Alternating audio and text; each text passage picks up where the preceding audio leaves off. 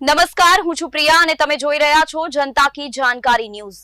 નજર કરીએ આજના સમાચાર ઉપર। શાળા પ્રવેશોત્સવના નામે સરકારે જે શૈક્ષણિક સફળતા ઉજવી છે તો આમ આદમી પાર્ટીએ આજે તેની સામે આંકડા આધારિત ગંભીર સવાલો ઉઠાવ્યા છે। સુરત મહાનગરપાલિકા શિક્ષણ સમિતિના સભ્યો અને આમ આદમી પાર્ટીના આગેવાન રાકેશ હિરપરાએ આજે સુરતમાં યોજેલી પ્રેસ કોન્ફરન્સમાં શાળાઓની વાસ્તવિક સ્થિતિ સામે મૂકી અને પ્રવેશોત્સવને દંભ ગણાવ્યો। ગુજરાતમાં 6-7 વર્ષની વયના 1,39 લાખ બાળકો પૈકી આશરે 33 લાખ 24% બાળકો હજુ શાળામાં દાખલ નથી। 2022-23ની સરખામણીએ 2023-24માં સરકારી શાળાઓમાં 1.3 લાખ બાળકો ઓછા થયા, જ્યારે ખાનગી શાળાઓમાં 1.27 લાખથી વધુનો વધારો થયો। 2015-16 બાદથી રાજ્યમાં 542 સરકારી શાળાઓ બંધ થઈ, જ્યારે ખાનગી શાળાઓની સંખ્યા 1,745થી વધી। સુરત શહેરમાં 400 સરકારી શાળાઓ સામે માત્ર 1500 શિક્ષકો છે, જે સ્પષ્ટ કરે છે કે શિક્ષક વિદ્યાર્થીનો પ્રમાણ ગંભીર રીતે અસંતુલિત છે। 6,332 શાળાઓમાં રમતગમતના મેદાન નથી। 2,462 શાળાઓ એકમાત્ર શિક્ષકના ભરોસે ચાલી રહી છે। છેલ્લા 15 વર્ષથી શારીરિક શિક્ષણ, સંગીત, ચિત્રકલા જેવા વિષયોના શિક્ષકોની ભરતી થઈ નથી। આપના આક્ષેપ મુજબ આ શિક્ષણની ગુણવત્તા પર સીધી અસર કરે છે।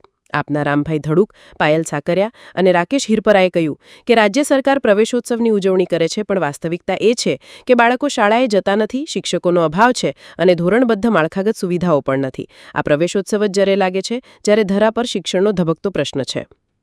રિપોર્ટર સુનિલ ગાંજાવાલા, સુરત। શિક્ષણ મંત્રીના પોતાના શહેરમાં ખડસદ, ભાલક, ભાદા, ઉંબેર, આ બાજુ ઈચ્છાપુર ને બધા વિસ્તારોમાં ચાલ્યા જાવ તો આજે પણ પતરાની જર્જરિત શાળાઓમાં બાળકો અભ્યાસ કરી રહ્યા છે, ખુલ્લા મેદાનમાં બાળકો અભ્યાસ કરી રહ્યા છે। આમ આદમી પાર્ટી ગુજરાત, મારી સાથે પ્રદેશ સંગઠન મંત્રી રામભાઈ અને સુરત મહાનગરપાલિકાના વિરોધ પક્ષના નેતા પાયલબેન છે। છેલ્લા 3 દિવસથી જે ગુજરાત સરકાર પ્રવેશોત્સવના નામે દંભોત્સવ ઉજવી રહી છે અને દર વર્ષે આ 3 દિવસનો ઉત્સવ ઉજવવામાં આવે છે, ત્યારે અમે અને સરકાર વાસ્તવિકતા છુપાવવા માટે અને જે બાળકો સરકારી શાળામાં પ્રવેશ મેળવી રહ્યા છે એની સાથે દગો કરી રહી હોય ત્યારે અમે વિપક્ષ તરીકે કેટલાક આંકડાઓ અને સત્ય હકીકત ગુજરાતની જનતા સમક્ષ મૂકી રહ્યા છીએ। અત્યારે 6 થી 7 વર્ષના લગભગ 1.39 કરોડ 1,39 લાખ બાળકો ગુજરાતમાં છે, પણ એમાંથી 33 લાખ બાળકો છે શાળા સુધી પહોંચી જ નથી શકતા। આના માટે સરકાર શું કરી રહી છે?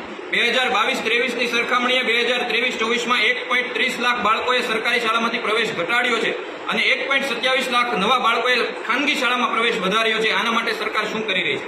20,000થી વધુ શિક્ષકોની અછત છે, 20,000થી વધુ ઓરડાઓની પણ અછત છે, 2500થી વધુ શાળાઓ ગુજરાતમાં એવી ચાલી રહી છે જે માત્ર ને માત્ર એક શિક્ષકથી ચાલી રહી છે। સુરત શહેરમાં શિક્ષણ મંત્રીના પોતાના શહેરમાં ખડસદ, ભાલક, ભાદા, ઉંબેર, આ બાજુ ઈચ્છાપુર ને બધા વિસ્તારોમાં ચાલ્યા જાવ તો આજે પણ પતરાની જર્જરિત શાળાઓમાં બાળકો અભ્યાસ કરી રહ્યા છે, ખુલ્લા મેદાનમાં બાળકો અભ્યાસ કરી રહ્યા છે અને એક શિક્ષકથી ચાલતી શાળાઓ છે।